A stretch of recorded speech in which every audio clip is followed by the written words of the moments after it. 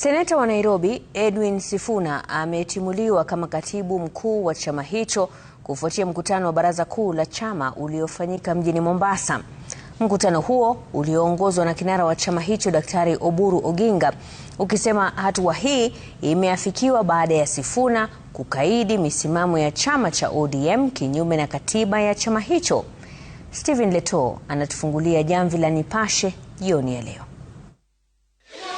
Ni dhahiri kuwa kitumbua cha Edwin Sifuna kimeingia mchanga baada ya mkutano ya baraza kuu la chama cha ODM uliochukua zaidi ya saa 6 katika kaunti ya Mombasa. Safari ya seneta wa Nairobi Edwin Sifuna kuendelea kuwa katibu mkuu wa chungwa ilifikia kikomo. Katika taarifa iliyosomwa na naibu katibu mkuu wa ODM Catherine Omanyo, having deliberated on matters relating to the conduct of the Secretary General Senator Edwin Sifuna, the NEC resolved to remove him from office with immediate effect in accordance with the party constitution and applicable laws. Kamati kuu ya chama cha ODM inasema kuwa imekerwa na mwenendo na tabia ya Edwin Sifuna na hatua yake ya kukaidi maamuzi ya chama ni kinyume na katiba ya chama hicho. The NEC expressed grave concern over the rising levels of indiscipline within the party,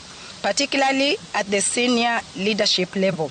The committee underscored that ODM is governed by its constitution, the rule of law, and collective decision-making through its duly constituted organs. Kufuatia hatua ya leo, baraza kuu la chama sasa limetangaza mkutano wa wajumbe wa chama cha chungwa NDC utakaofanyika mwezi ujao ili kumtafuta katibu mkuu mpya wa chama hicho. Effectively, the Deputy Secretary General, Honorable me, yours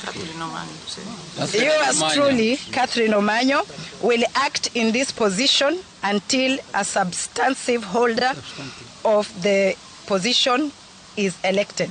Chama cha chungwa aidha kimeafikiana kuanzisha mchakato wa kuondoka katika muungano wa Azimio, kikidai kuwa ODM ndicho chama chenye ufuasi mkubwa katika muungano huo. Stephen Leto, runinga ya Citizen.